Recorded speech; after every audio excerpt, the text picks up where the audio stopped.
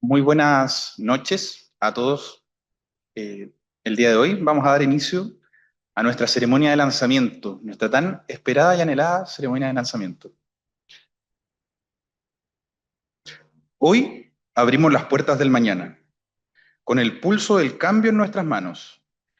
Lo que fue visión, hoy se concreta, como río que al fin encuentra su cauce y despierta. Demos la bienvenida a lo nuevo que con orgullo, pasión y fe hemos alcanzado. Que el futuro nos encuentre caminando juntos, a paso firme y haciendo realidad los sueños. Y en este umbral de sueños y anhelos, la palabra se hace viento, se eleva en el cielo. Hemos sembrado en tierra de esperanza y hoy brota el fruto, visión y confianza.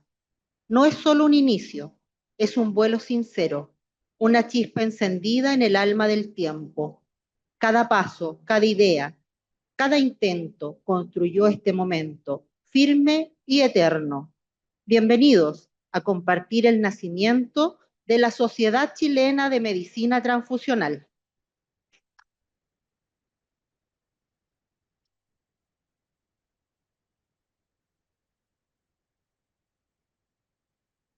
Saludamos, valoramos y agradecemos la presencia de cada uno de ustedes y a quienes nos acompañan a distancia, vía streaming.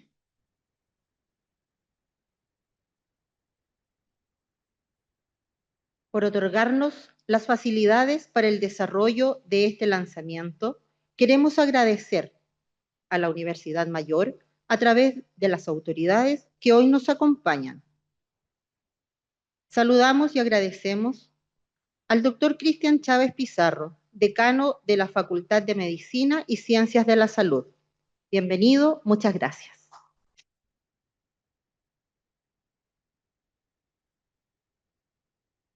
Nos hará entrega de un saludo.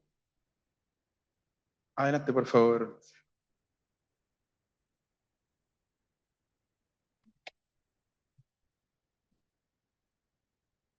Muy buenas tardes. Dijeron buenas noches porque yo les voy a regalar 2 horas más de luz para que aprovechemos la ceremonia, porque no siempre se puede estar en una ceremonia tan hermosa como esta. Bienvenidos a la Universidad Mayor, queridas y queridas autoridades, miembros fundadores de esta sociedad, que yo creo que no hay ninguna duda de que estamos siendo partícipes de una ceremonia que, aunque estemos en momentos de crisis en la salud pública en Chile, esto nos da una luz de esperanza. Y cuando digo que estamos en crisis, lo digo con mucha responsabilidad porque creo que todos los profesionales de la salud que trabajamos no solamente en la academia, sino que también en la clínica, nos damos cuenta de que desde hace mucho tiempo la salud pública en Chile tiene algunas necesidades importantes y que muchos profesionales siguen trabajando con mucho esfuerzo, con mucha dedicación, y lamentablemente en estos últimos días nos enteramos de cosas que no nos gustan y que más bien no responden necesariamente a la formación profesional, sino más bien a la ética o al ejercicio de la moral. Y en ese sentido yo creo que esta ceremonia, que es un hermoso rito de iniciación, lo que hace es mostrarnos de que efectivamente los profesionales de salud tenemos la capacidad de formar y de crear nuevas líneas y nuevas sociedades de desarrollo. ¿Por qué no decir de que la Sociedad Chilena de Medicina Transfusional es un pilar silencioso en donde se junta la academia, la investigación, la ciencia, pero también el altruismo? Y quiero transmitirles de que en ese sentido la Universidad Mayor es un espacio de diálogo, de conversación y reflexión precisamente para eso, para poder discutir, para poder conversar y para poder colocarnos desafíos futuros que ojalá de aquí al 2030 o al 2040 quienes vienen y quienes se están formando en esta universidad y en muchas otras puedan contribuir también. Les doy las gracias por la presencia en la universidad, siéntanse como en su casa. Si en algún momento requieren estos espacios, también lo pueden hacer y lo podemos coordinar para que así los tengan, porque de verdad que la universidad tiene sus puertas abiertas para recibirnos a todos Que tengan una muy bonita jornada y celebremos mucho esta hermosa ceremonia. Buenas tardes.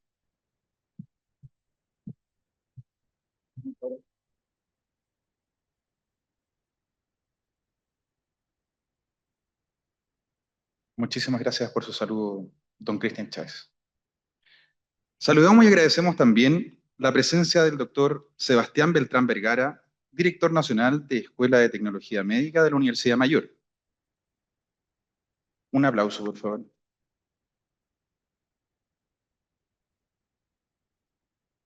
Saludamos también al doctor Claudio Alburquerque, coordinador de bioanálisis clínico de la Universidad Mayor.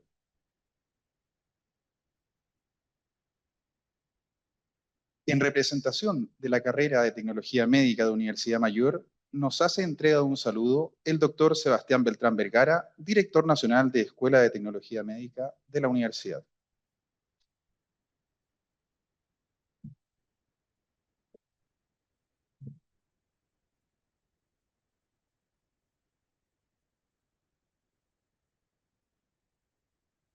Estimado decano, estimada directiva de la Sociedad Chilena de Medicina Transfusional, a su presidente, mi cordial saludo, presidenta del Colegio de Tecnólogos Médicos, que está presente hoy en día acompañándonos, presidente de las distintas sociedades científicas presentes hoy en día, queridos colegas, amigos, profesionales de la salud, estudiantes que nos acompañan hoy en día, colegas directores de las distintas universidades. Cuando Guillermo me comentó los desafíos que es el presidente de la Sociedad Chilena de Medicina Transfusional, de que estaban tratando de gestar esta sociedad científica, principalmente dije, qué bonito desafío, ¿cierto? El poder formar y gestar algo en tiempos en donde el día a día nos consume, en donde no hay tiempo casi para nada. Y creo que esta inauguración da pie y fruto a distintas cosas, a poder celebrar la observación, a poder celebrar la discusión científica, aunque no nos guste, y a celebrar también a ponernos de acuerdo en ciertos temas disciplinares que a veces son necesarios, ¿cierto?, para nuestros y nuestros pacientes y también para las donantes y los donantes de sangre, ¿cierto? Porque es un amplio espectro la medicina transfusional. Ya en 1930, ¿cierto?, un padre, podríamos decirlo, que sentó las bases de la medicina transfusional, que fue el doctor Karl Langenstein, ¿cierto?, que ganó el Premio Nobel de Medicina y Fisiología por la tipificación, descubrimiento de los grupos sanguíneos, principalmente caracterizó ciertas partes del sistema ABO y posteriormente con unos trabajos en la Rockefeller University pudo después más adelante clasificar antígenos como el EM, el N, el P, ¿cierto? Él, principalmente los primeros experimentos, cuando uno se da cuenta de la historia de la autobiografía, nacieron de la observación y de la curiosidad. Y creo que hoy en día nos convoca esta Sociedad Chilena de Medicina Transfusionales. Y quiero felicitar a los distintos miembros de la directiva, ¿cierto? Y que pertenecen a esta Sociedad Chilena de Medicina Transfusional, porque creo que su curiosidad ha gestado este gran logro.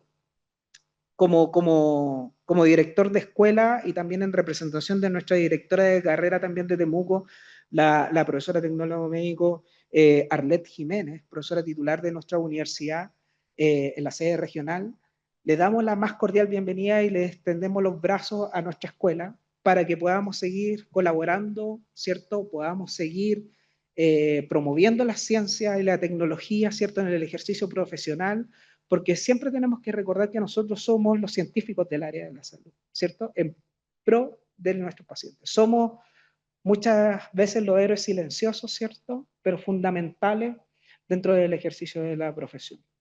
Y como decía el mismo doctor Karl Langenstein, decía en un momento, él dijo que la sangre es un tejido, no es solamente un líquido, es vida en movimiento. Y qué bella frase que nos recuerda que en esta iniciación, ¿cierto?, que estamos viviendo hoy en día y que evoca distintos sentimientos, es principalmente que nuestras emociones que estamos aflorando hoy en día en la ciencia, ¿cierto?, en la tecnología, en la academia, en la discusión franca y sincera, es un movimiento constante y frecuente hacia la luz del conocimiento. Y me alegra y estoy muy emocionado de que sea la Sociedad Chilena de Medicina Transfusional, ¿cierto? La directiva, que conozco a muchos colegas también que han sido de renombre en el área, que estén liderando este proceso. Les deseo el mayor de los éxitos, extiendo mis brazos abiertos para que sigamos colaborando y para que sigamos formando cosas importantes, y no solamente con la Sociedad Chilena de Medicina Transfusional, sino también con otras sociedades, con nuestro colegio, que ya estamos colaborando permanentemente y tiene el apoyo de nuestra presidenta. Así que un abrazo fraterno para todos ustedes y disfrutemos esta fiesta. Así que un abrazo de corazón.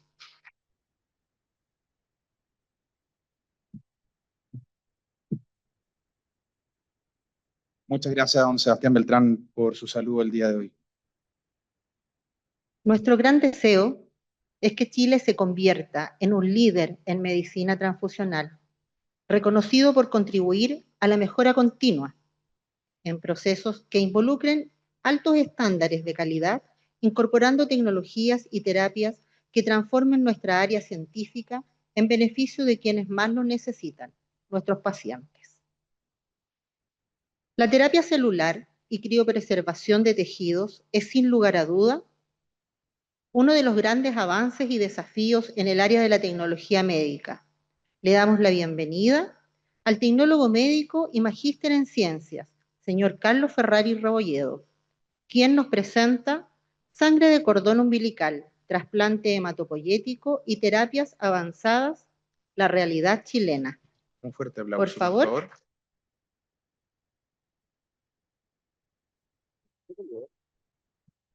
Disculpen tu resfriado. Bueno, primero, muchas gracias por la invitación. Te estoy mirando a ti, tú me invitaste.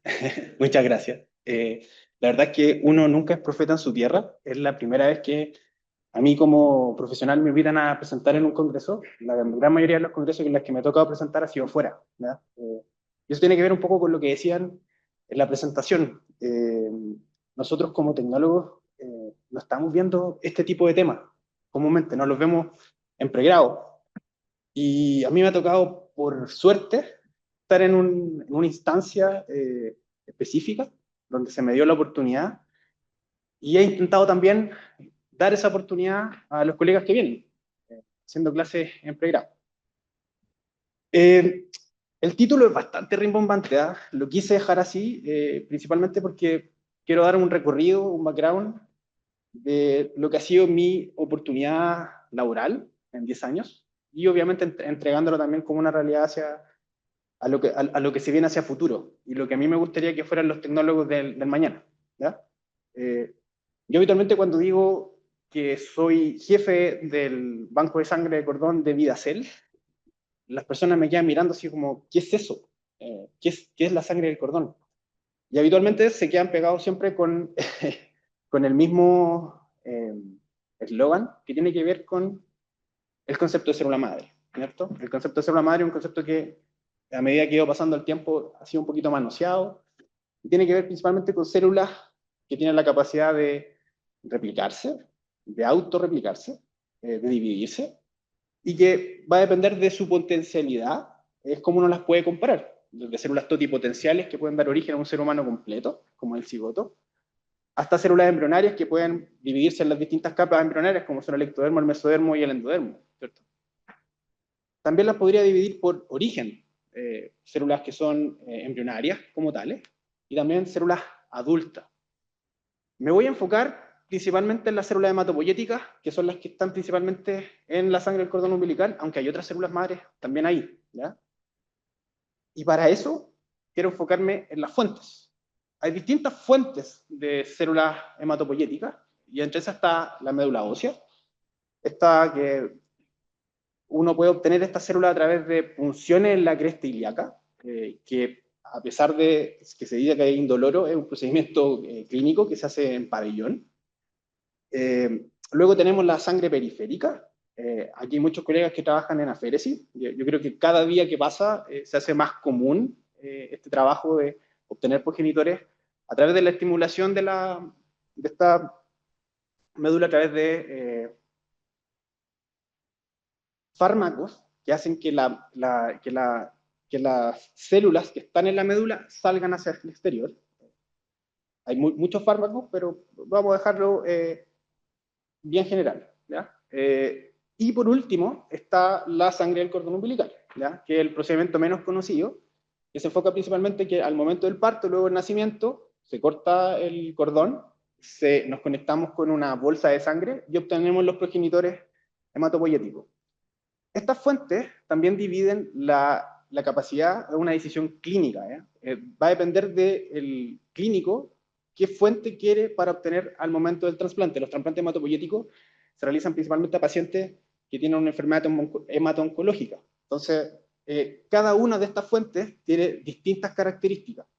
Vamos a enfocar que la médula ósea y la sangre periférica tienen una cantidad celular bastante importante y también progenitores hematopoyéticos importantes, principalmente CD34 en mucha mayor cantidad que la que tiene la sangre del cordón, ¿ya? Por eso, estas fuentes, tanto la médula como la sangre periférica, se utilizan en pacientes adultos, ¿ya? Por otro lado, la sangre del cordón tiene mucho menos células y se utiliza principalmente en niños, ¿ya? Esto es clave para algunas cosas que les voy a contar después. Ahora, la sangre del cordón tiene varios beneficios. Entre esos está que es la que tiene menos probabilidad de tener enfermedad de injerto contra huésped y requiere menos HLA al momento del trasplante. Entonces, tiene sus beneficios, pero también tiene sus contras y va a depender obviamente del clínico qué es lo que ocurre. Otra cosa que me encuentro mucho cuando digo que trabajo en esto es que la gran mayoría de los colegas me dicen, oh, qué moderno, es lo último. Bueno, no es la verdad. Esto tiene más de 40 años, ¿ya? Así que no es moderno para nada. Los primeros estudios se hicieron en 1978 por Roxmeyer, ¿ya? Y él postulaba a que habían células madres en el cordón. ¿Ya? No lo pescaba mucho, pero él insistía en eso. Hasta en 1988, que había un niño que tenía una anemia aplástica, específicamente anemia Fanconi, que debía ser trasplantado, y en Estados Unidos decidieron que ese niño sería la persona que tendría el primer trasplante de sangre de cordón. Pero para eso decidieron que lo hicieran en Francia con la doctora Eliane Glutmer, que era la experta en anemia de Fanconi. Para eso utilizaron el laboratorio del doctor Boxmeyer para guardar estas células, las cuales viajaron con el niño a Francia para ser trasplantado. Ese niño es Matthew Farrell, que sale en la fotito ahí, se ve apenas, disculpen la resolución, ya tiene más de 30 años y fue el primer trasplante exitoso, ¿ya? Y esto abrió el camino de la sangre del cordón umbilical hacia el mundo. Luego de eso, al doctor Pablo Rubinstein se le mandató generar el primer banco de sangre del cordón del mundo, que es el Banco de Nueva York. No sé si alguien conoce al doctor Pablo Rubinstein, ¿no? Bueno, siempre hay un chileno, es chileno. Es chileno. Y el doctor Rubinstein generó este banco que sigue funcionando y que es uno de los más importantes del mundo. Dentro de esa misma camada estaba la doctora Joan Cuthbert. Ella fue la primera que hizo un trasplante halogénico.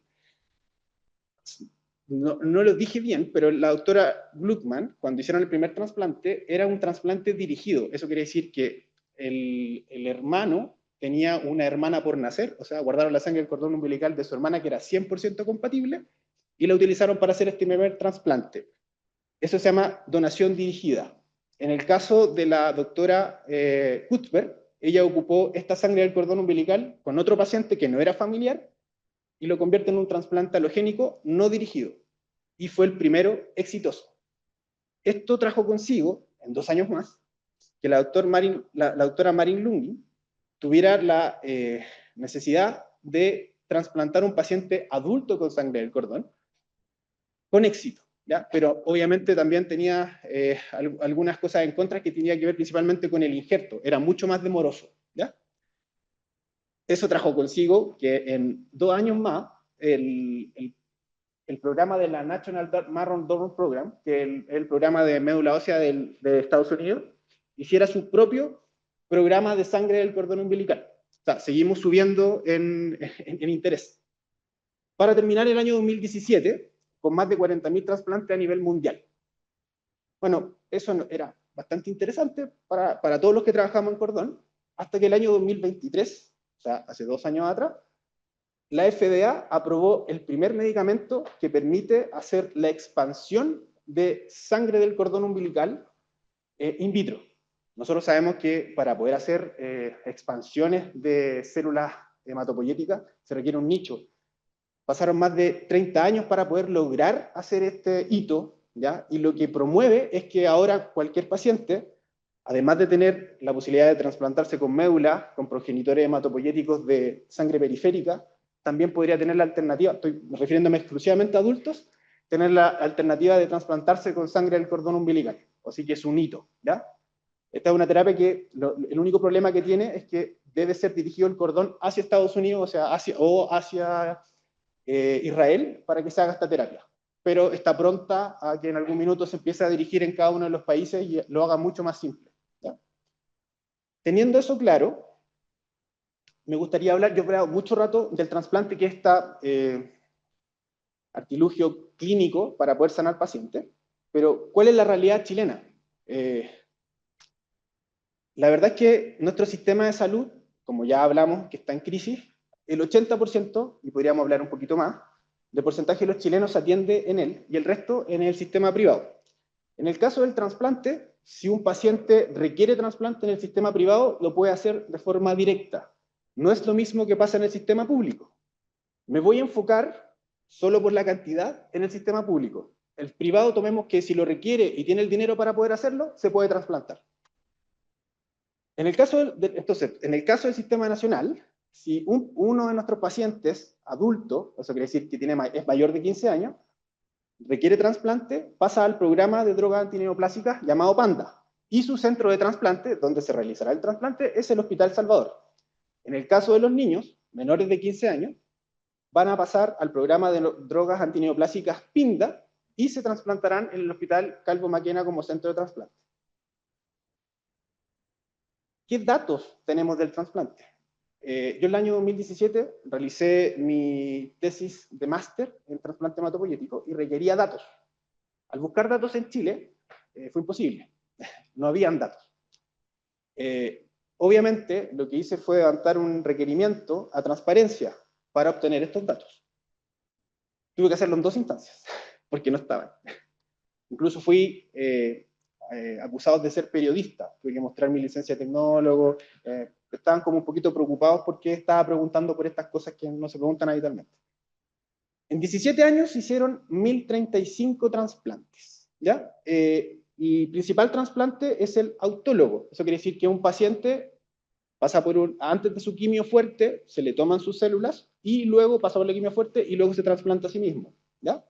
Trasplante alogénico es que recibe células de otro paciente HLA compatible, y un trasplante un poco más moderno en ese tiempo era el haplodéntico, donde yo podía trasplantarme con el 50% de mi compatibilidad HLA, ¿ya? Que también tiene pero era muy incipiente en ese tiempo, ¿ya? Como ya ha ido cambiando un poco las cosas, pero algunas cosas solamente, tengo más acceso a conseguir los datos. Estos son los datos no publicados. No tenemos una ley que obligue a los centros, ni públicos ni privados, a entregar esta información, porque, no sé si ustedes saben, pero hay una ley de trasplantes sólidos, pero no líquidos. Por ende, la de los sólidos estamos obligados a entregar la información. En el caso de los trasplantes líquidos no. Yo sé que esto está cambiando a nivel ministerial, pero aún no es ley. Entonces, tener estos datos no es tan fácil. Si ustedes se fijan, respecto a lo que mostraba en un inicio y lo que estoy mostrando ahora, la cantidad de trasplantes ha ido aumentando con el tiempo, lo que nos pone bastante contentos, ¿ya? Y lo que demuestra es que, de alguna forma, si bien el sistema público está bastante afectado, estamos aumentando la posibilidad de que más de nuestros pacientes se trasplanten. Solo les pido que recuerden estas cifras del 2021 al 2024, no los detalles, pero sí que aumentó de forma progresiva, y les voy a contar por qué. Cuando un paciente requiere trasplante en Chile, ya les comenté que va a un centro PANDA. Supongamos que tenemos un paciente en La Serena. Ese paciente en La Serena es diagnosticado en La Serena con alguna enfermedad y el médico decide realizar un trasplante, debe enviar los datos acá a Santiago, donde la comisión coordinadora de trasplante va a decidir si el paciente se trasplanta o no. Para aquello, tiene una tabla de indicaciones, que es la que está ahí, que es bastante compleja, pero a mí lo que más me llamó la atención, estando estudiando en ese momento, eran las edades para el trasplante. Las edades, las mayores, eran mayor a 40 años, o menor a 40 años. lo que lo hace bastante complejo, porque cuando aparecen esas enfermedades, en general, son arriba de los 40 años. Entonces, si un paciente iba como candidato a trasplante y tenía más de 40, se iba automáticamente a cuidados paliativos. Eso obviamente generó un problema a nivel nacional, publicaciones, noticias, donde los pacientes judicializaban este tipo de prácticas. Muchos de ellos muriendo antes de ser trasplantados. ¿Ya? Una pena. El 2020 cambió por protocolo esta tablita, y diciendo en un pequeño apéndice que ahora la edad de indicación es hasta los 60 años, lo que cambió drásticamente los datos, porque claramente si vemos acá, aumentó bastante la cantidad de trasplantes desde que aumentó en este caso, desde que las indicaciones están libres. Ahora, ¿qué ocurre cuando un paciente requiere un trasplante hematopoyético? Lo primero que va a hacer el clínico es buscar un donante familiar idéntico, o sea que dentro de su familia, generar un hermano, sea su donante. Eso es bastante complicado. Si uno mira el HLA, el 25% de probabilidad tengo yo de ser compatible con un hermano, y va a depender de la cantidad de hermanos. A mayor cantidad de hermanos, más probabilidad tengo de tener un donante. Y si no, tengo la posibilidad de tener un donante no familiar, ¿ya? O donante no relacionado. Y en ese momento es donde yo tengo que buscar en una red internacional, en este caso la World Marrow Donors Association, que es una asociación, en este caso es de Holanda o Países Bajos.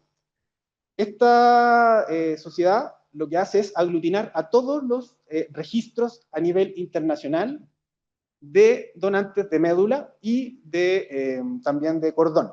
¿Ya? Es la primaria, ¿ya? La primera. Y en Chile tuvo harta presencia hasta que, como ustedes todos saben, tenemos este registro alemán, que también es sin fines de lucro, que se conoce como DKMS, y que lo que ha hecho es entregar variantes genéticas a nivel nacional. ¿Ya? Entonces, actualmente cuando un paciente requiere trasplante y no lo encuentra en su familia, tiene la WMDA o el DKMS. El DKMS está inserto en la WMDA, la WMDA es más grande. Ahora, ya les conté respecto a los centros de trasplante, pero hay una mentira acá. Yo dije que estaba el Hospital Salvador y el Hospital Calvo Maquena. Esa realidad ha cambiado. La verdad es que los hospitales de regiones, específicamente los hospitales del sur, partiendo por el Hospital de Valdivia, y los tecnólogos que trabajan ahí, le están otorgando a sus pacientes la posibilidad de generar dos tipos de trasplante, autólogo y halogénico, pero trasplantes que son en fresco. Otro término más. ¿A qué me refiero en fresco? Se refiere que no requiere criopreservación para hacerlo. Ese tipo de trasplante es para cierto tipo de pacientes. ¿Por qué? Porque obviamente como es en fresco, requiere ciertas condiciones del paciente. Si el paciente se complica, el trasplante se cae. Por ende, todo paciente que requiera un trasplante que sea más complejo, tiene que viajar igual a Santiago porque no están las instalaciones para poder criopreservar. Adicionalmente a eso, se le sumó Talca. Talca está actualmente en el proceso de generar trasplante autólogo en fresco también, ¿ya? Y lo que también baja la cantidad de trasplante a nivel de Santiago. Ahora, si nos vamos a la red privada, ahí hay mucho más. Y la verdad es que eso obviamente va a depender de las posibilidades económicas para poder realizarlo. Los trasplantes son bastante caros de hacer, entonces es lógico que van a estar más en el sector privado. Yo marqué en amarillo todos los centros que tienen laboratorio para poder criopreservar o modificar estas células, ¿ya? Si se dan cuenta, todos los centros son del sector privado. Ahora, yo marqué igual en amarillo el Hospital de la Chile, porque o sea, hace 2 años atrás, por decreto, el hospital pasó a ser del Estado. ¿Ya? Pero hasta hace muy poco tiempo tenía un sistema híbrido. Y obviamente agradezco a Claudio Pérez, que fue mi formador bioquímico. De ahí, yo vengo de ese hospital, tengo la mejor referencia de ahí, así que... pero era un centro privado hasta hace muy poco. Actualmente tiene concesiones con el Estado, así que a eso ha ido también en pro de mejorar las cifras. Ahora, ¿qué ocurre cuando no tengo un donante no familiar o cuando tengo una unidad guardada o almacenada? En ese momento está la posibilidad de tener un trasplante a través de una unidad de sangre de cordón umbilical. Y ahí está VidaCell, ¿ya? VidaCell es un banco de células madres privado. Eso quiere decir que los pacientes, para poder almacenar sus muestras ahí, pagan un valor, el cual les permite almacenar su muestra y conservarla. Es como comprar un auto, ¿ya? Tienen propiedad en este caso de la unidad, muy distinto a lo que pasa en otros países, ¿ya? Pero así funciona en Chile, por lo menos. En 2007, Viacel, con su compromiso a nivel público, creó el primer banco público a nivel nacional. Público no porque tenga recursos públicos, sino que es público porque permiten que la gente done su cordón y se pueda poner a disposición en la WMDA o a cualquier niño chileno en caso que lo requiera. Posee más de 40.000 muestras almacenadas y obviamente una de las joyas de la corona es que estamos acreditados por la Asociación Americana de Bancos de Sangre desde el año 2019. Eso obviamente nos pone al top en temas de calidad, ¿ya? Es una entidad que trabaja 24/7 con todas las hospitales y clínicas a nivel nacional y que tiene una red de Arica a Punta Arenas. Bueno, permítanme la chochería, ese es mi grupo de trabajo, donde tengo tecnólogos médicos, bioquímicos, biotecnólogos y TENS, y son un equipo muy comprometido, entienden perfectamente que de su trabajo depende la vida de muchos pacientes, ¿ya? Así que felicitaciones a mi equipo, ¿ya? Me gusta mostrarlo. Esto que está ahí, no los voy a aburrir con eso, es una línea de tiempo. Solo comentarles que el primer trasplante de cordón en Chile se hizo el año 97 y con una unidad adquirida en el Banco de Nueva York. O sea, seguimos hablando que no es tan nuevo. Ya les conté que nacimos en el 2017, el 2013, desde el 2013 somos parte de la WMDA y bueno, desde el 2019 estamos acreditados por la AABB. ¿Cuál es el esquema de funcionamiento? Existe este banco familiar, existe un banco público donde las personas pueden donar su unidad para que sea puesta al público y también tenemos un banco de donación dirigida que es como se gestó el primer trasplante. El banco público se gestó a través de la Fundación Genómica y la Red de la Católica. A través de esos recursos se ganaron un proyecto Innova de ese momento y hay publicaciones desde el año 2013 del uso de estas unidades. Una noticia que salió el año 2022, en plena pandemia, nosotros mandamos la primera unidad de sangre de cordón umbilical a nivel nacional al Hospital San Paul, donde se realizó el primer trasplante de cordón, a una niña francesa que pudo sanarse con una unidad del 2015 proveída por un chileno, ¿ya?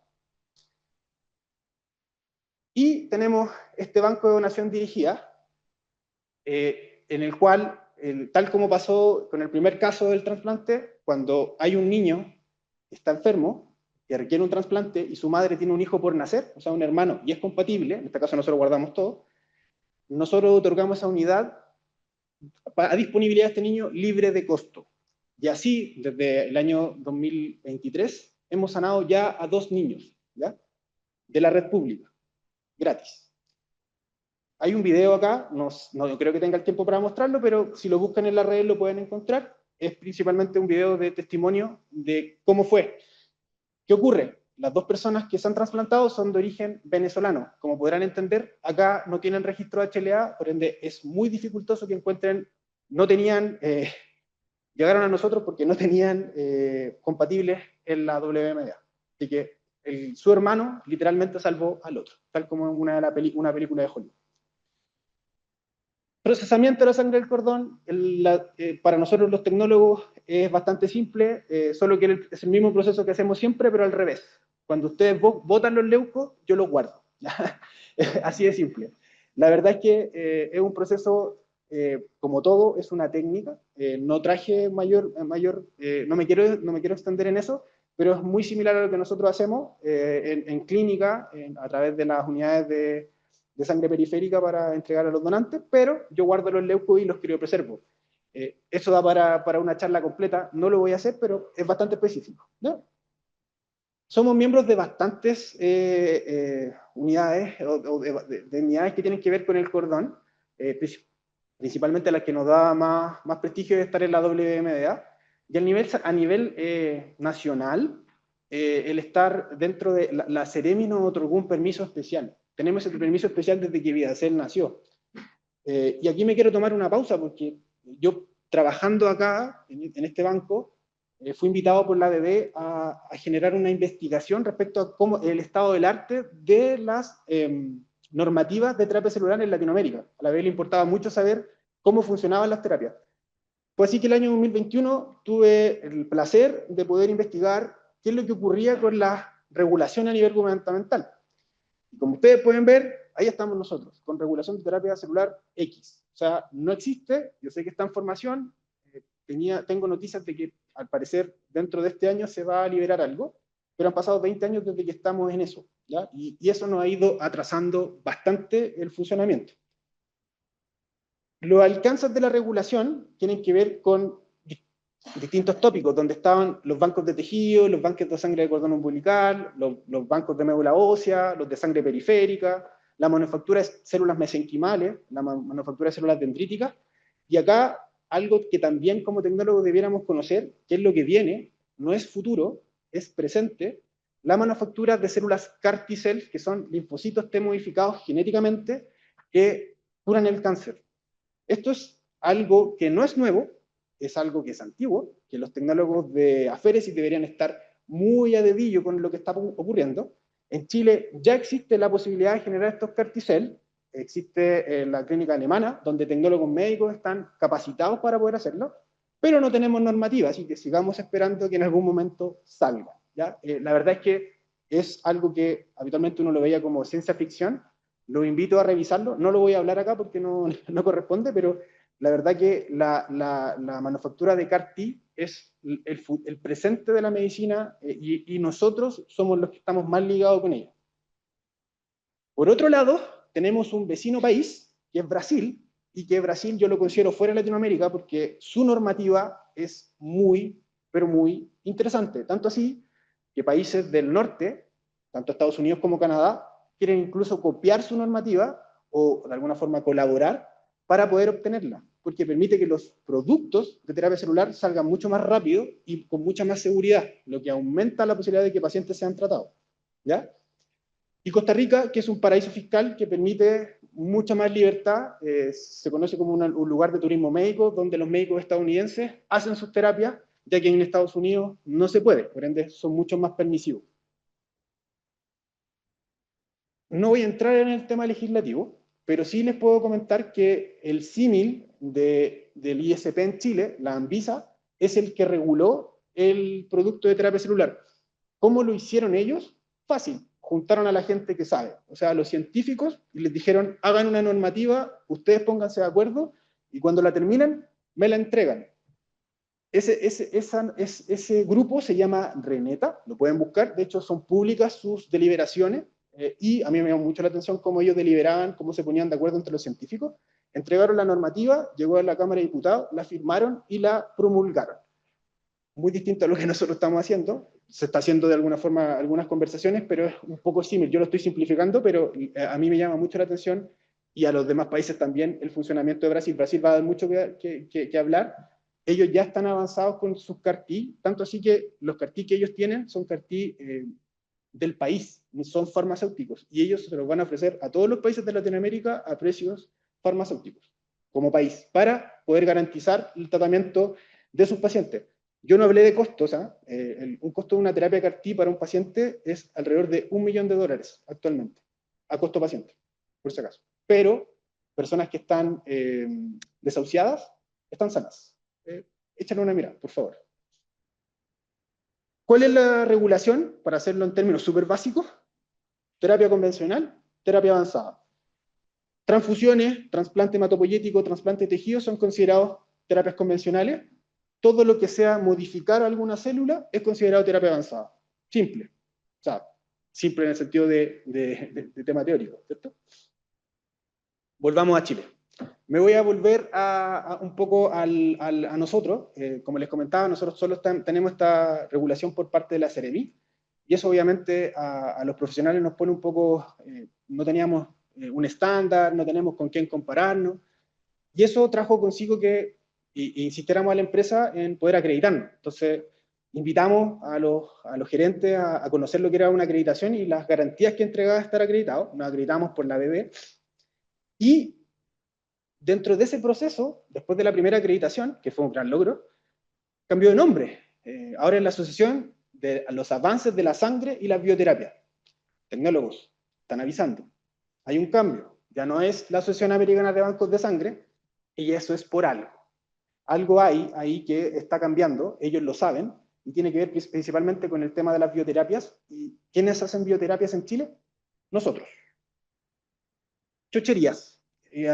Principalmente las certificaciones de la bebé, mucho trabajo detrás, fotos de lo que significa cuando viene un par estadounidense a revisar tus procesos, aprender. Esto es, yo digo que por lo menos llevo 4 magísteres seguidos en cada una de las auditorías, es puro aprender. La verdad es que siempre cambian el auditor, cada auditor revisa cosas diferentes. Y obviamente, de nuevo, chuchería, mi equipo de trabajo, este fue el último auditor, estaba muy, muy contento de que primero fueran puras mujeres, o las que les tocó hablar con él, y segundo, que tuvieran, a pesar de ser tan jóvenes, tuvieran la posibilidad de tener tanto conocimiento respecto a un proceso que llevaba muchos años, y ellas tan poco tiempo dentro de la institución. El rol de extensión que tenemos nosotros es formando médicos, tecnólogos, bioquímicos, ingenieros en biotecnología, biólogos y TENS. Es muy importante para mí, así como a mí me dieron la oportunidad, entregar oportunidades a otros profesionales de que conozcan esto. Yo hago un curso optativo en la Universidad Católica del Paraíso, me dieron esa oportunidad, es un curso que cualquier alumno puede tomar, y eso le ha abierto la cabeza a varios tecnólogos respecto a la posibilidad de entrar en un mundo como este. He tenido la posibilidad de ver a algunos ya trabajando en cosas diferentes, ¿ya? Así que para mí es un orgullo saber que algo quedó. El año 2023, nosotros decidimos, viendo cómo se veía el escenario de trasplantes, empezar a avanzar en otras cosas que también fueran necesarias en el país. Y en ese momento, en una simbiosis con la Universidad Católica, ellos necesitaban empezar a generar que sus válvulas cardíacas de los corazones que no eran trasplantados completos se hicieran homoinjertos, o sea, trasplantes de válvulas cardíacas. Y necesitaban criopreservar. Hablaron con nosotros y nosotros preparamos un protocolo en conocimiento con, obviamente, con mucha gente que conocemos fuera del país, y llevamos 46 tejidos cardíacos almacenados, de los cuales 26 ya han sido trasplantados. Estamos hablando de una técnica que es criopreservar una válvula cardíaca y ponerla a disposición de un médico cuando lo requiera específicamente. Eso no se hacía en Chile, habían algunos indicios de esto, pero ahora ya se hace, es una realidad. Esto no es modernidad, ¿eh? Esto se hace mucho tiempo afuera, pero acá no era una posibilidad, así que los cardiocirujanos están muy contentos de esta posibilidad. Esto es las palabras finales para no aburrirlos más. Bajo mi punto de vista, ¿qué es lo que nos va a permitir avanzar en productos de terapia celular en el futuro? La infraestructura es clave. Tienen que existir salas blancas que permitan dar la seguridad, porque estos son medicamentos, obviamente al receptor. El personal altamente capacitado. Acá el rol de la universidad es clave, y no solamente en el posgrado, se los digo de plano, debiera ser en el pregrado, ¿ya? Y adicionalmente, las políticas de regulación. No vamos a avanzar en nada si no evocamos como grupos profesionales la oportunidad de que existan políticas de regulación para poder avanzar en este tipo de terapias que no son futuro, son presentes. Eso. Muchas gracias.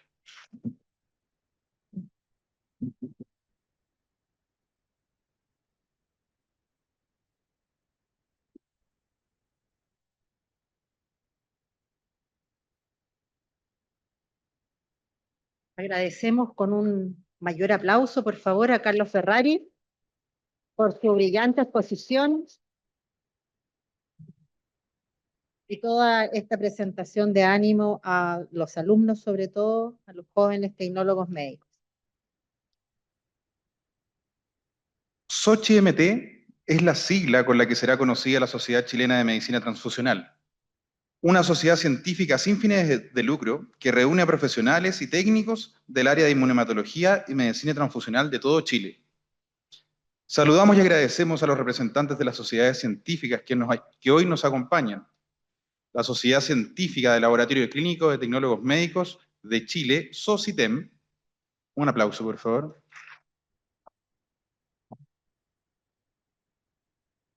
A la Sociedad Chilena de Química Clínica,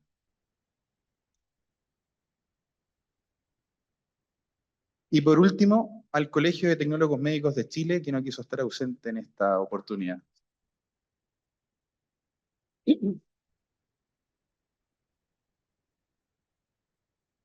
Damos la bienvenida y el agradecimiento también a la señora Ana Jara del Ministerio de Salud, que también nos acompaña. Muchas gracias, Anita. Bienvenida a la Sociedad Chilena de Medicina Transfusional. Las pruebas viscoelásticas cada día adquieren una mayor importancia en la gestión de componentes sanguíneos y cuidados del paciente. El siguiente expositor nos trae un tema que propone una nueva visión en la gestión de unidades de medicina transfusional y bancos de sangre.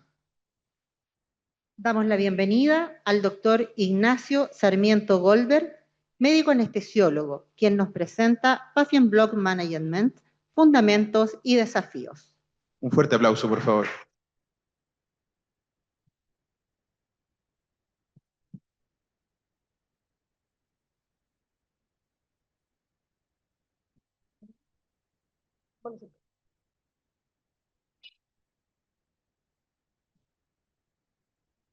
Sí, soy yo el encargado de poner grasa. Soy yo el encargado de poner la diapositiva.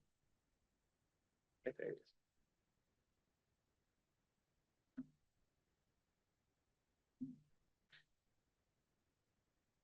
Súper. Muchas gracias por la invitación. Es un verdadero honor estar en el lanzamiento de la Sociedad Chilena de Medicina Transfusional. A mí me gusta la sangre.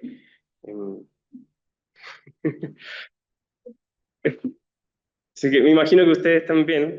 Me presento, yo soy anestesiólogo, trabajo como coordinador de anestesia de trasplante de órgano sólido abdominal de la Clínica Santa María y soy el presidente del comité chileno de Patient Blood Management, básicamente la gestión de la sangre del paciente, director del capítulo chileno de la Sociedad Iberoamericana de Patient Blood Management.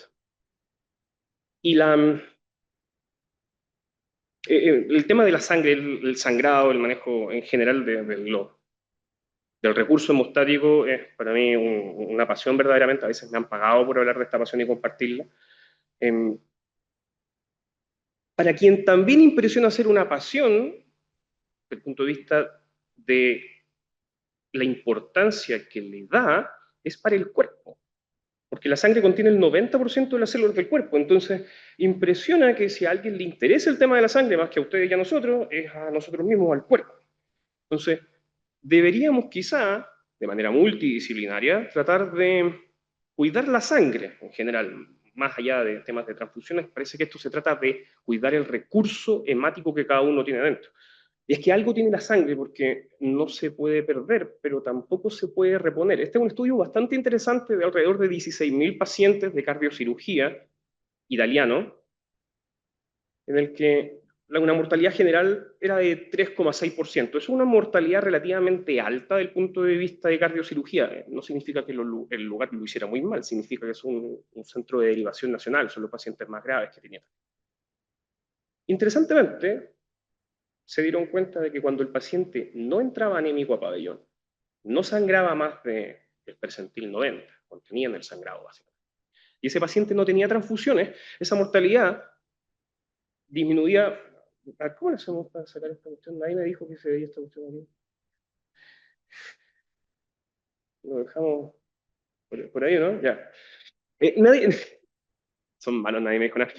Ya, la mortalidad se reducía drásticamente al 0,6%, entonces impresiona que se pueden hacer cosas en aras de mejorar los resultados clínicos de los pacientes, simplemente teniendo en consideración la importancia del recurso hemático que cada uno tiene dentro de sí mismo. Y es que hay que cuidar la sangre, y eso es súper fácil en general.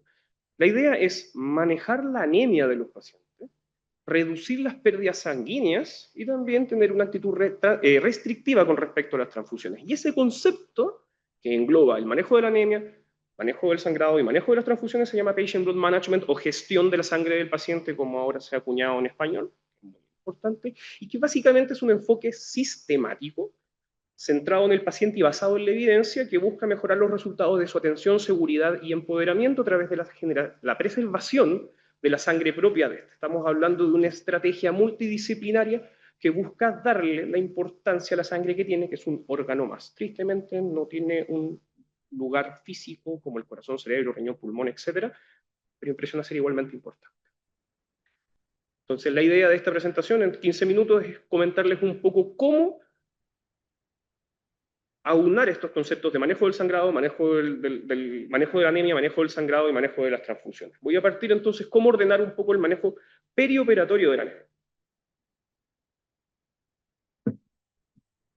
La anemia es súper prevalente en general en el mundo. Alrededor de 3 billones de personas tienen anemia si es que uno las clasifica por el diagnóstico de la Organización Mundial de la Salud, es decir, una hemoglobina bajo 13 gramos por decilitro en hombres y 12 gramos por decilitro en mujeres. Como pueden ver ahí, por suerte la prevalencia de anemia ha disminuido en los últimos 20 años, pero igual sigue gigantescamente prevalente, y principalmente es por deficiencia de hierro, un tema nutricional. A peor, impresiona que la anemia va a ser más prevalente en relación que nuestra población empieza a envejecer, así que este no es un problema que se vaya a solucionar. Como pueden ver, a medida que los pacientes envejecen, aumenta la prevalencia de anemia, 1 por un tema nutricional, 2 por enfermedades crónicas, etc. Así que esto va a seguir siendo un problema. Y la anemia preoperatoria es igualmente prevalente. Este es un estudio bastante clásico de España, pero que se puede extrapolar a cualquier lugar del mundo donde los pacientes, era bastante esperable, que van a operarse de cualquier cosa, en general 1/3 de esos pacientes se presentan anémicos a pabellón. En promedio un 36%.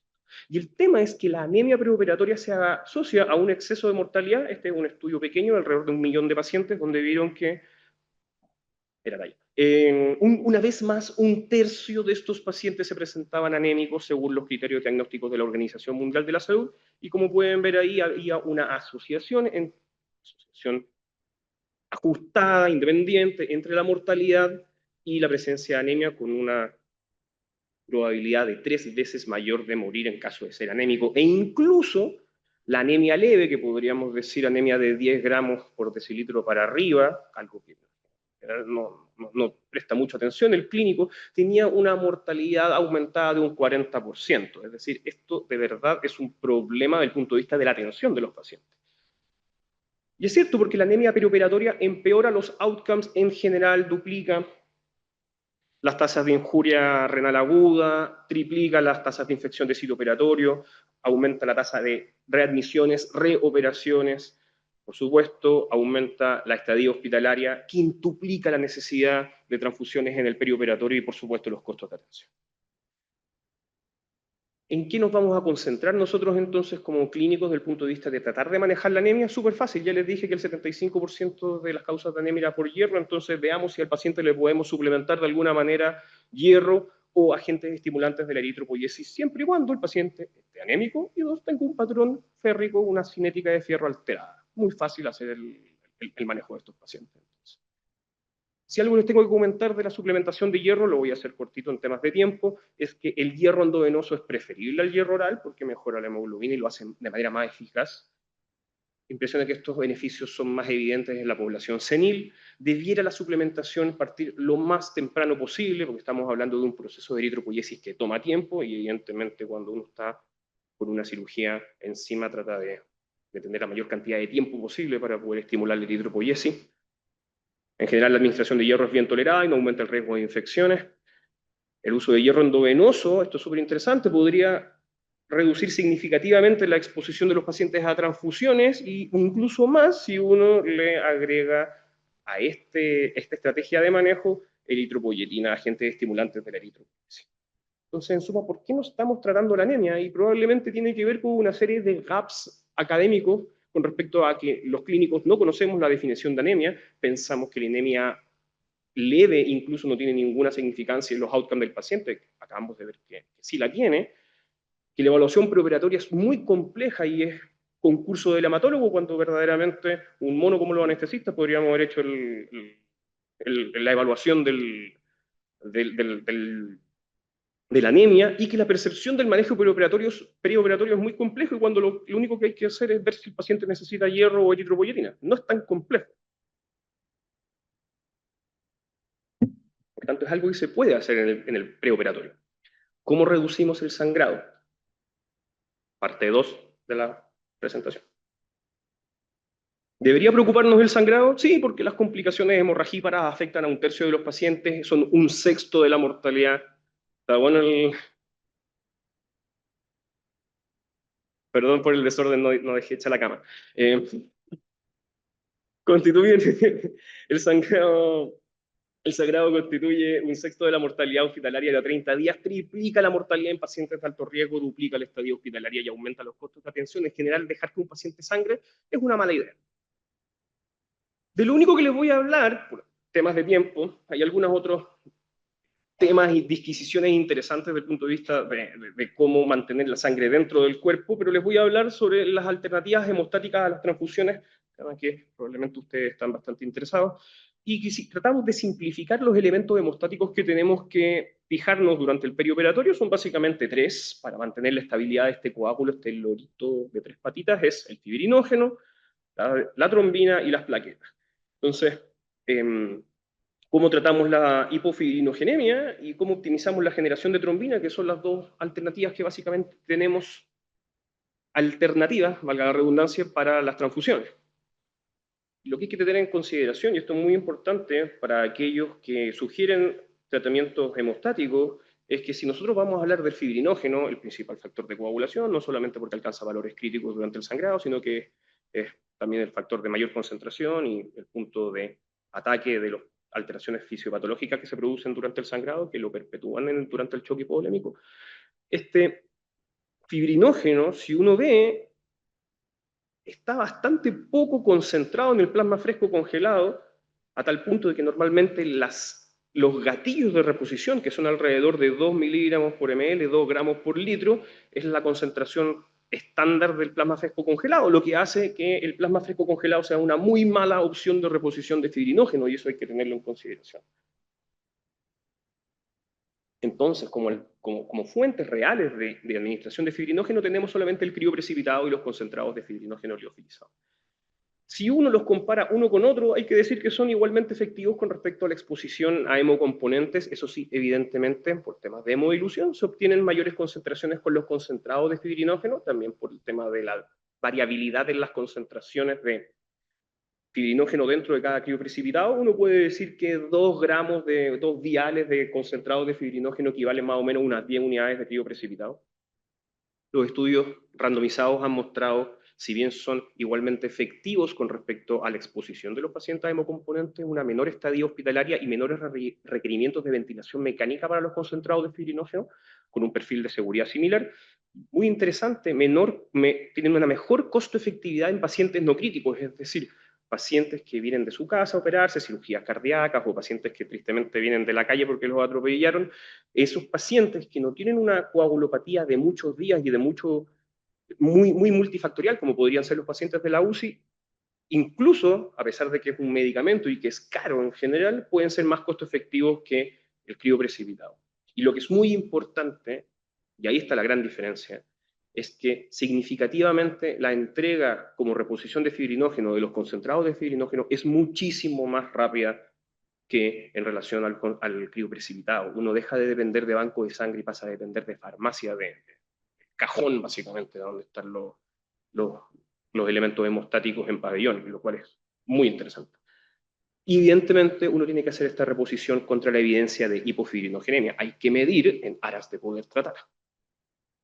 Si uno quiere reponer trombina, que no es tan necesario, en general los pacientes más o menos un 10 o un 20% de los casos nomás necesitan reponer trombina, sabemos que para hacer eso se necesitan grandes volúmenes de plasma fresco congelado para restituir los factores hemostáticos en pacientes críticos.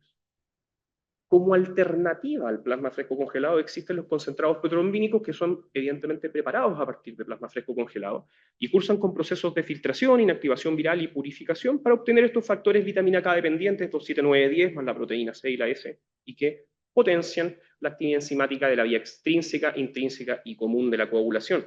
Lo interesante es que un vial de 500 unidades de concentrados protrombínicos, alrededor de 20 ml, equivale a 250 ml de plasma fresco congelado, lo que transforma una terapia de alrededor de 1,2 litros en 80 cc. Interesante. Lo que les puedo decir a partir de estudios randomizados de alta calidad es que los concentrados protrombínicos son superiores al plasma fresco congelado para generar hemostasia efectiva.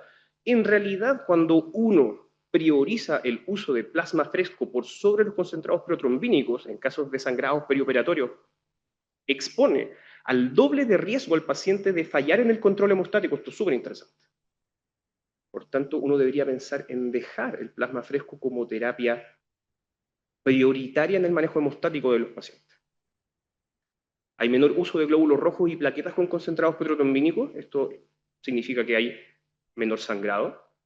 Hay mejor modificación del INR, los pacientes mejoran el INR sin diferencias en el potencial endógeno de trombina. Esto significa básicamente que los pacientes no es que se expongan a más riesgo trombinogénicos. De hecho, el perfil de seguridad es mejor en los concentrados protrombínicos, tienen similares apariciones de eventos tromboembólicos, pero con una reducción en la tasa de incuria renal postoperatoria, probablemente por la disminución del efecto inflamatorio que se produce al administrar plasma fresco. Y son una terapia evidentemente de segunda línea una vez corregida la hipofibrilación. ¿Cómo monitorizamos el sangrado? Esta es la parte con que me hicieron la introducción, pero voy a hablar 2 palabras de esto. Los estudios viscoelásticos, podemos tener toda una charla después si quieren conversar de esto, tienen recomendación del más alto nivel para monitorizar el sangrado, básicamente porque tienen una serie de ventajas que han sido evaluadas en la literatura, en la evidencia, que se las resumo a continuación. La contundencia, la fortaleza de la evidencia para recomendar el uso de estudios viscoelásticos depende de lo que uno busque. Y la fuerza, por decirlo así, de la evidencia tipo diamante, lo más evidente que hay, los estudios randomizados de primera calidad, dicen que se reduce el tiempo de respuesta. Es decir, si yo hago una decisión diagnóstica con estudios viscoelásticos, definitivamente lo que va a pasar es que lo voy a hacer más rápido que con los test clásicos. Evidencia de acero, entonces bastante fuerte también, estudios randomizados, ya no de manera contundente, no de manera sistemática, pero sí uno que otro muestra una reducción de los requerimientos transfusionales y una reducción de la coagulopatía. Es decir, con los estudios viscoelásticos uno logra ahorrar componentes del banco de sangre. De ladrillo, ya no tan buena evidencia, ya no tan contundente, no tan firme, reducción del sangrado, reducción de los eventos transfusionales masivos, reducción de las reintervenciones, estadía en UCI y costos de atención. Y de cartón, reducción de la mortalidad. Ese es básicamente el resumen que les puedo comentar de la fortaleza de la evidencia que sustenta el uso de los estudios viscoelásticos por sobre los test clásicos en el manejo del sangrado. Por eso, existe un consenso de expertos internacional que recomienda, sin embargo, el uso de estudios viscoelásticos como de primera categoría durante el monitoreo del paciente que está sangrando. Y no olvidar, esto es súper importante, las pérdidas sanguíneas por recolección de muestras. Si estamos hablando de evitar mayores pérdidas, la anemia iatrogénica es un tema súper importante y se reportan hasta 80 ml por día en pacientes sépticos en la unidad de cuidados intensivos y toma más o menos casi una semana y media para los pacientes de la UCI en volverse anémicos necesitando transfusiones simplemente por el hecho de estar en la UCI y que le vayan sacando exámenes. Así que de los exámenes de rutina, ojalá que no se vuelvan tan de rutina, ¿no? ¿Cómo restringimos la terapia transfusional? Esta tercera patita de este manejo multidisciplinario estratégico que se llamaba Patient Blood Management o gestión de la sangre del paciente. Súper interesante que tratar la anemia con transfusiones aumenta la mortalidad. Chuta. Existe una fuerte asociación independiente entre el volumen transfusional perioperatorio y la aparición de eventos adversos. Este es un estudio bastante interesante de unos 100.000 pacientes de cirugía, donde se ve algo súper evidente. Si el paciente llega anémico, mientras más anémico llega a pabellón, más probablemente tenga el outcome de mortalidad. Es decir, mientras más anémico el paciente, más probable que el paciente muera. El problema es que si este pobre paciente, que no estaba anémico, por alguna razón llega a transfundirse, esta tendencia estadísticamente significativa se pierde. Es decir, si yo transfundo un paciente, cambio los outcomes de este paciente, de un paciente que no se iba a morir tanto, a un paciente que se muere igual que un paciente que llegara severamente anémico a pabellón. Es decir, tratar la anemia con transfusiones aumenta la mortalidad. ¿Y es por qué? Porque las transfusiones sabemos que no son inocuas, existen evidentemente una serie de riesgos inherentes a la transfusión propiamente tal, como las reacciones hemolíticas, sobrecarga de volumen y transmisión de enfermedades, que gracias al aporte de vuestra especialidad se ha vuelto algo del punto de vista muy seguro, pero que sin embargo sigue teniendo riesgos probabilísticos que actualmente se denominan TRIM, en Transfusion Related Immunomodulation, o inmunomodulación asociada a las transfusiones, y que explican todos estos eventos de injurias pulmonares tras la transfusión, eventos cardiovasculares mayores, tromboembolismo, infecciones como neumonias, infecciones de sitio quirúrgico, alteraciones del punto de vista tanto inmunosupresor como protrombótico, y causa número 57 por lo mismo de recurrencia del cáncer. Y todo esto le entrega una morbimortalidad adicional al paciente. Entonces, hay que entender que las 4 reales características de la terapia transfusional es que, debido a que no son inocuas, tienen un estrecho margen terapéutico, todos sabemos que están escasamente disponibles el recurso de las transfusiones, son súper costosas, siempre alguien paga, aunque salga 70 lucas la bolsa de plasma fresco. Y la papa es que usualmente está mal indicada. Hasta un 90% de las indicaciones de transfusiones, según las normativas locales o internacionales, son al menos cuestionables. Y ya sabemos que desde hace 20 años de este famoso TRIC Trial, este estudio que determinó que en pacientes de UCI la terapia transfusional restrictiva era igualmente segura que una liberal, se sabe que una terapia restringida es igualmente eficaz en la inmensa mayoría de los escenarios clínicos si la comparamos con una terapia liberal, y esto viene siendo contundentemente resuelto por la evidencia en el que uno debiera tratar de ser restrictivo en relación a las transfusiones. Pero la idea no es pensar cuán bajo tiene que llegar la hemoglobina de un paciente para transfundirlo, sino todo lo contrario.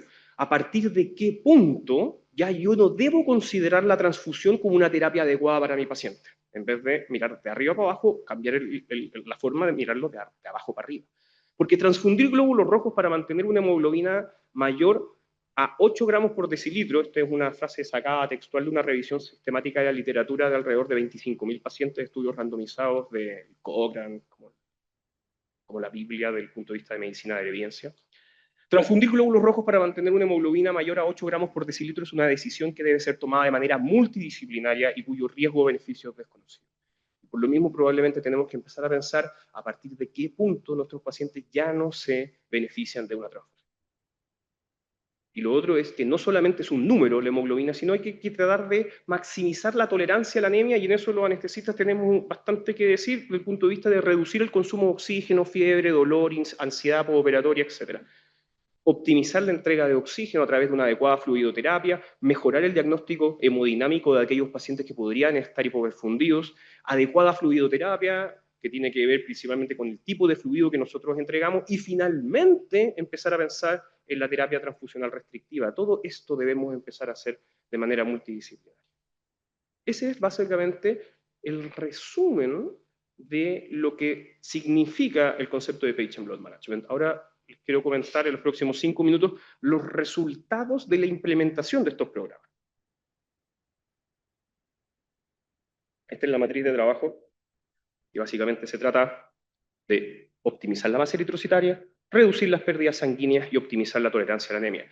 Hay cosas bastante evidentes, como por ejemplo, diagnóstico y manejo de la anemia, el manejo hemostático guiado por metas, ahí en los estudios viscoelásticos, bla, bla, bla. Pero cosas también que no valen nada del punto de vista de adquisición, como por ejemplo preguntarle al paciente si tiene algún tipo de discrasia. O sea, son cosas tan evidentes, hay cosas que requieren mucha tecnología y otras que simplemente requieren que cambiemos un poco el enfoque de la atención del paciente de manera multidisciplinaria. Cuando se hacen estas cosas, y mientras más de esta matriz se hagan, empiezan a aparecer cosas, como que la gestión de la sangre del paciente, el Patient Blood Management, es efectivo y seguro. Como pueden ver aquí, en esta revisión sistemática se puede ver cómo, evidentemente, después de la implementación de estas estrategias empieza a haber una disminución de los requerimientos transfusionales, disminución del sangrado, de los requerimientos de glóbulos rojos, pero también una mejora en los usos con una disminución de las estadías hospitalarias, por ejemplo. Entonces es efectivo y seguro. Reduce costos. Es la experiencia del Hospital Universitario de Zúrich, donde yo tuve el placer de formarme en este tema. Y como pueden ver ahí, no solamente hay una disminución de los requerimientos hospitalarios de glóbulos rojos, sino que también hay un ahorro de plata que es significativo, alrededor de los millones de dólares en temas de adquisición de productos hemostáticos. Así que esto reduce costos. Experiencias internacionales: Australia mejoró outcomes y generó ahorros alrededor de 80 millones de dólares al año. Este es un estudio de 600.000 pacientes, donde se hizo un programa de Patient Blood Management durante 6 años y se ve cómo evidentemente se redujo la necesidad de elementos de banco de sangre, se redujo el trigger transfusional, súper interesante, aumentaron la transfusión de aquellos pacientes que así la necesitaban, aumentaron la indicación de 1 unidad de glóbulos rojos. 1 unidad es más que suficiente en los pacientes que no están severamente sangrando. Sería importante monitorizar el efecto de una sola unidad y no el típico 2 unidades de glóbulos rojos. Así que cuando dicen que una no es ninguna, están completamente equivocados. Y eso lleva a que hay mejorías en los outcomes del paciente. Hay una disminución en la estadía hospitalaria, disminución de eventos tromboembólicos, disminución de las infecciones, y eso lleva a una disminución de la mortalidad. Misma historia en Canadá: 20 años de implementación de un programa de Patient Blood Management determinó una vez más disminución de un 30% de los requerimientos transfusionales, en promedio 1 día menos de estadía en UCI de los pacientes, 60% de menos infecciones, y por cada peso que yo pongo en implementar estas estrategias de cuidado del recurso hemático propio del paciente, se devuelven 10 pesos. De hecho, son bastante eficientes los programas de Patient Blood Management porque hay un consistente y proporcional ahorro en recursos. Mientras más elementos de la matriz que yo les mostré se ocupan, más ahorro se genera. Es decir, hay un gran retorno de la inversión, alrededor de 8 veces, lo que hace a los programas de Patient Blood Management extremadamente beneficiosos desde el punto de vista financiero. ¿Qué nos detiene?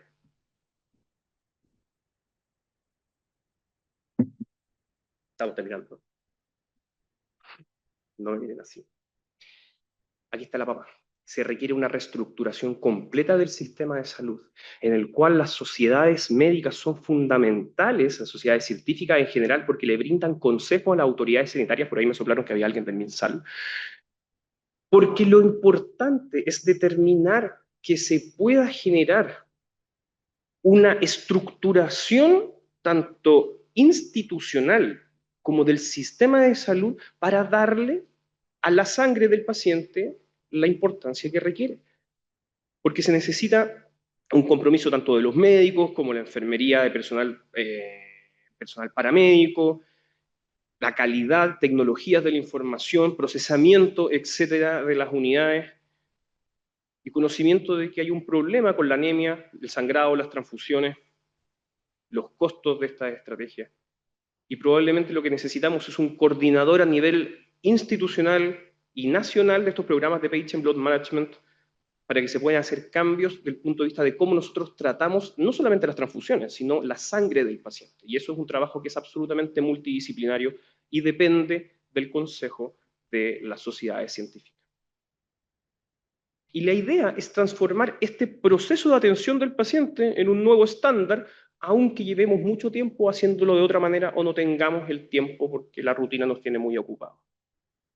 Hay que tratar de ganarle a la inercia porque es éticamente correcto, tratar de evitar cuidados subóptimos como la administración inadecuada de transfusiones, la mala comprensión del Patient Blood Management, que pensar que solamente se trata de restringir transfusiones, se trata de darle a la sangre el lugar que merece, que es un órgano más que requiere una preservación perioperatoria, y evitar los fallos en la prestación de atenciones, este tratamiento no se cubre, etcétera, o fallos en la coordinación de atención donde alguien tiene una idea pero no es capaz de transmitirla al resto del equipo. Implementar los programas de Patient Blood Management ya dejó de ser una intención de algunos caudillos y de hecho es una directriz de la Organización Mundial de la Salud. Si quieren pueden ahí tirarle un código QR a iniciativa de la sociedad, de la Organización Mundial de la Salud para incentivar la implementación de programas de Patient Blood Management, porque ya se describía hace algunos años la urgente necesidad de implementar estas estrategias en aras de mejorar la atención de los pacientes desde el punto de vista del recurso hemático. Y de hecho, se pueden hacer cosas. Este es el efecto de la innovación a nivel local. Nosotros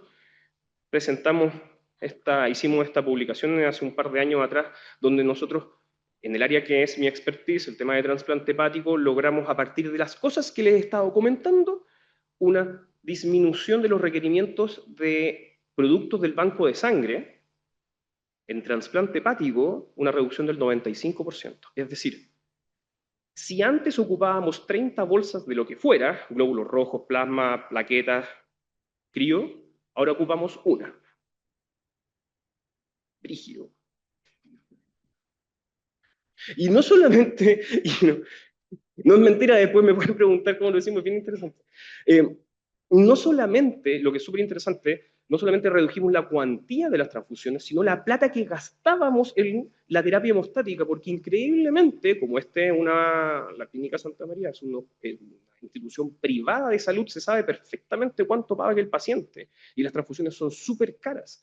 Y determinamos que a partir de las cosas que estábamos haciendo, incluso le estábamos ahorrando plata al paciente. Hay, evidentemente, para hacer este cambio, para vencer esta inercia, tanto aceleradores como inhibidores de este proceso de cambio. No los voy a latear con respecto a cuáles son los aceleradores o los inhibidores, pero aparece una palabra ahí que es súper interesante, que es la educación. ¿Qué significa esto? Que ya solamente hablar de lo que estamos hablando mejora los resultados de los pacientes. Entonces yo les agradezco mucho la invitación de que me permitan compartir estas estrategias con ustedes, porque esto es algo que desde el punto de vista multidisciplinario le hace bien a los pacientes. Y está bien que estemos conversando de esto y que lo hayan puesto sobre la palestra. Y para mí es un verdadero honor poder compartir estas ideas con ustedes. Como mensajes finales, solamente les quiero decir que el Patient Blood Management requiere protocolizar todo el proceso quirúrgico. La experiencia internacional es contundente con respecto a la eficiencia de los programas de Patient Blood Management. Los programas de Patient Blood Management se sustentan en la evidencia, la economía, la ética y la educación. Y personalicemos la atención de nuestros pacientes, implementemos Patient Blood Management y por favor trabajemos en equipo. Muchas gracias por su atención.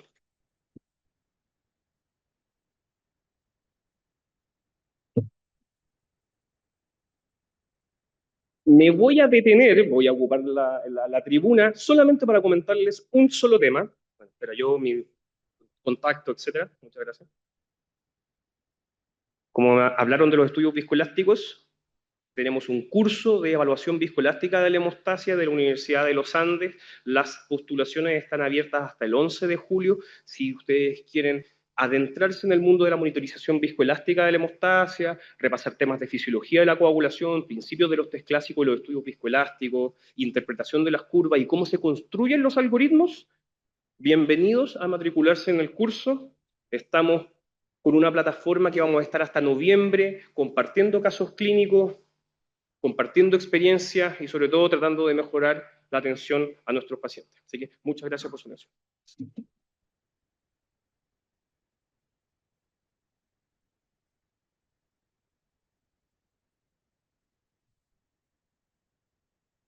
Agradecemos al doctor Ignacio Sarmiento por esta excelente charla motivacional también y de mucha educación.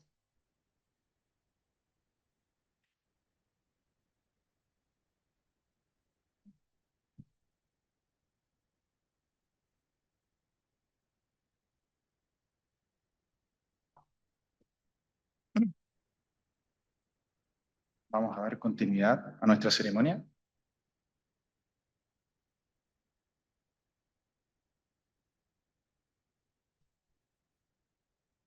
Estoy esperando que el técnico llegue. Llegó, ya, ahora sí. Bueno, imponderables, cosas que pasan. Damos continuidad entonces. Porque el mineral de hierro puede pensar que se le tortura sin sentido en el horno, pero cuando la hoja brillante y templada mira hacia atrás, lo comprende todo. Respeto a cada uno por lo que vale y aporta. Responsabilizo a cada cual por lo que realmente se compromete y hace. Acojo la libertad con orgullo y fuerza. Coloco amor a todas las cosas de la vida y priorizo el trabajo y la lealtad, porque sin ellos simplemente no existo. Las palabras de Jaime Andrade Jorquera, autor de este texto, sin duda describen todo el trabajo realizado por cada una de las personas que han ido colocando un granito de arena para el logro que hoy día hemos alcanzado. Con mucho orgullo podemos decir, la Sociedad Chilena de Medicina Transfusional, como toda organización, tiene una estructura directiva. La responsabilidad presidencial es ejercida en este periodo por el tecnólogo médico Guillermo Jerez Jerez, quien en la actualidad cumple un rol docente, formando y motivando en el área de la inmunohematología y medicina transfusional a los futuros profesionales tecnólogos médicos del país. Invitamos a don Guillermo Jerez a dirigir unas palabras a nuestro público asistente. Un fuerte aplauso, Guillermo. por favor.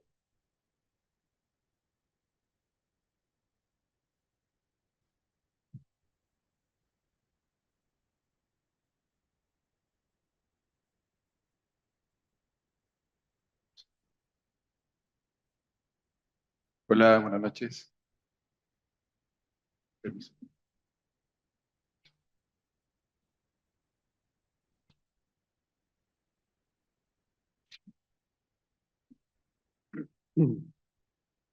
Bienvenidos una vez más. Esperamos que estén disfrutando tanto como nosotros. Gracias por ser parte de este momento especial. Ya llegando al final de este lanzamiento, queremos invitarlos a descubrir un poco más sobre sobre el corazón de este proyecto, las personas, las ideas y los sueños que hacen posible Sochi MT. En distintas partes del mundo existen sociedades científicas que han logrado avances extraordinarios y en sus respectivas disciplinas. Hoy, en Chile, damos la bienvenida a una nueva sociedad científica que se une con entusiasmo a esta red global de excelencia, comprometida con el proceso de la medicina transfusional. Queremos formar un gran equipo desde Arica hasta Magallanes. Hemos logrado conectar la investigación, la docencia, el campo clínico a través de profesionales que se desempeñan en distintas áreas, universidades, unidades de medicina transfusional y bancos de sangre, ¿ya? En los hospitales y clínicas y centros de sangre.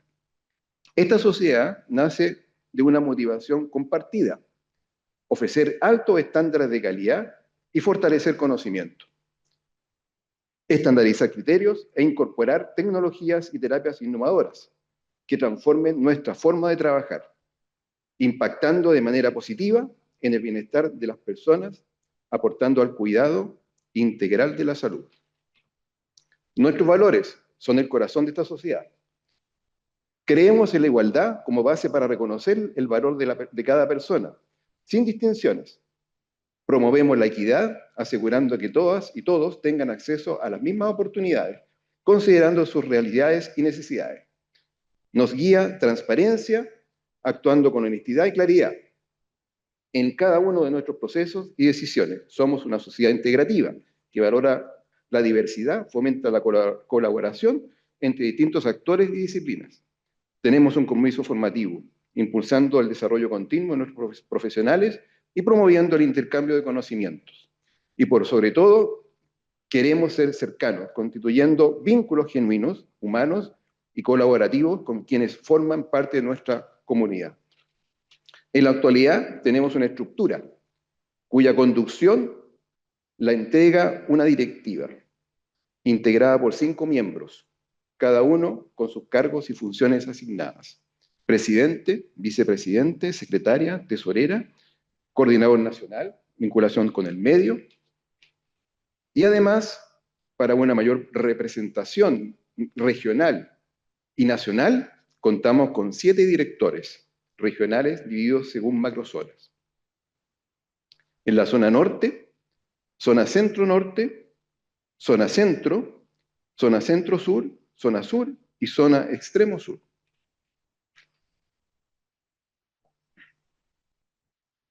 Ahí lo están viendo, después lo van a conocer. Les contaré una historia Entre todos los constituyentes de la sangre, hay 4 que representan con mucho cariño nuestra sociedad. Están los glóbulos rojos, los leucocitos y las plaquetas. Y decidimos sumar como una embajadora a una ribosa, ese pequeño pero esencial componente que está presente en todas las células de organismos vivos. Juntos forman algo muy especial, el logo de la SOCHI-MT, Sociedad Chilena de Medicina Transfusional. Gracias de corazón a todas las personas que vinieron a este lanzamiento. Un paso más de muchos que quedan por dar. Su interés nos inspira a seguir constituyendo conocimientos colectivos. Cada socio fortalece este sueño compartido. Esto apenas comienza y ustedes ya son parte fundamental de aquello. Invito al escenario a los directores y delegados presentes de la macrozona norte, Arica y Parinacota, Tarapacá y Antofagasta, la directora Diana Rojas Tello.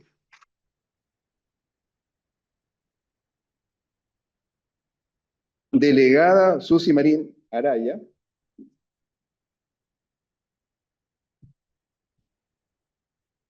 De la macrozona centro-norte, Coquimbo y Valparaíso, directora Lorena Pino Gálvez.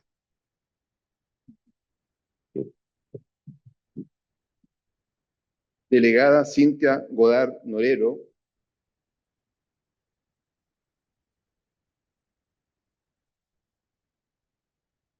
Macrozona Centro, región metropolitana, directora Teresita Inostroza Luna.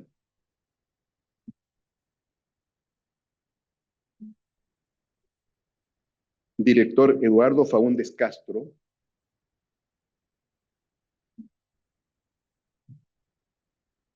De la macrozona Centro-Sur, O'Higgins y el Maule, director Marcelo Márquez Sandoval.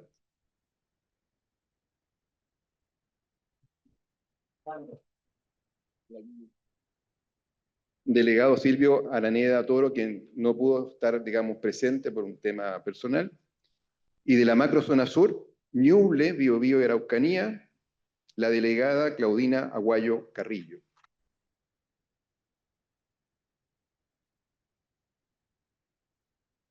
El director de esta macrozona, José Camaño Lillo, también tuvo un problema personal, por lo tanto tampoco no pudo viajar.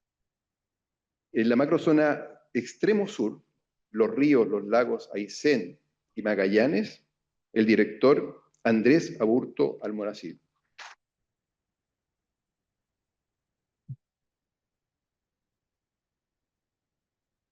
Como vicepresidente tenemos a Diego Zapata Tapia.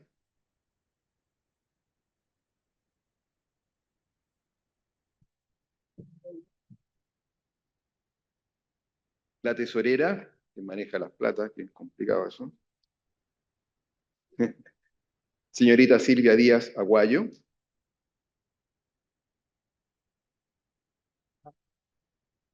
Guajardo, perdón. Secretaria Eileen Fernández.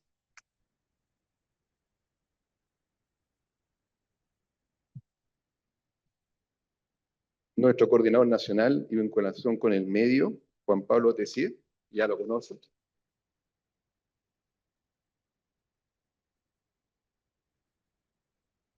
Y la presidencia que me tocó en estos momentos a mi persona.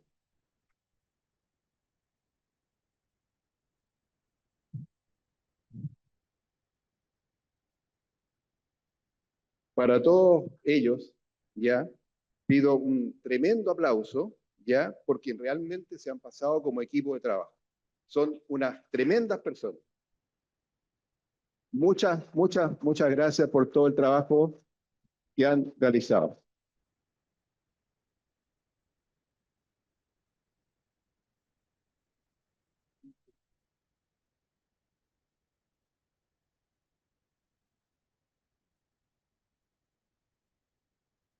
Hemos cumplido una etapa de crecimiento y consolidación. Hemos nacido. Por lo tanto, como sociedad del día de hoy, Sociedad Chilena de Medicina Transfusional, queremos hacer entrega de nuestros primeros regalos, símbolo de agradecimiento por acompañarnos y compartir con nosotros esta gran alegría. Invitamos por favor al escenario a don Carlos Ferrari Rebolledo, nuestro primer expositor. Un fuerte aplauso, por favor.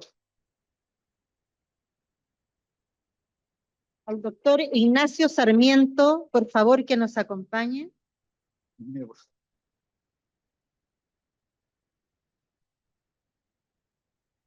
Y a nuestro futuro colega Esteban, por favor, un gran músico.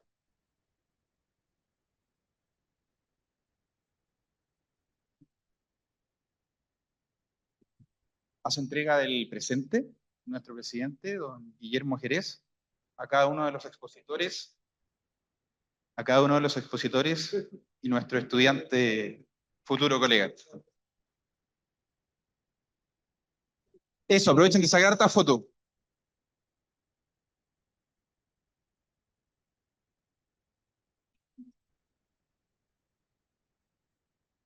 Fotografía, bien.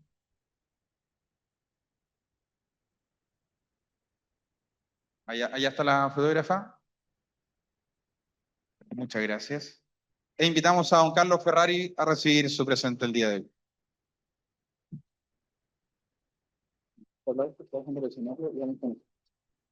¿Vale? Un fuerte aplauso nuevamente, por favor. Vamos a continuar con la ceremonia. Invitamos a los presentes a tomar asiento Un nuevamente. aplauso para todos ustedes y por favor para todos nosotros también.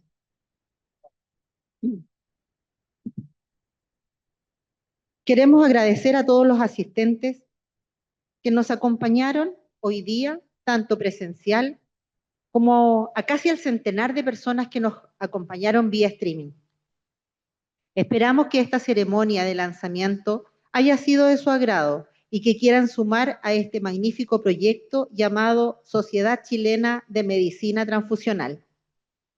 Solo nos queda agradecer en forma muy especial a todos los asistentes y los invitamos a disfrutar de un pequeño cóctel y visitar los módulos comerciales de las empresas que hoy nos acompañan. Por favor, adelante. Pasen al salón Muchas gracias. a disfrutar con nosotros y a celebrar este hito de la Sociedad Chilena de Medicina Transfusional. Muchas gracias.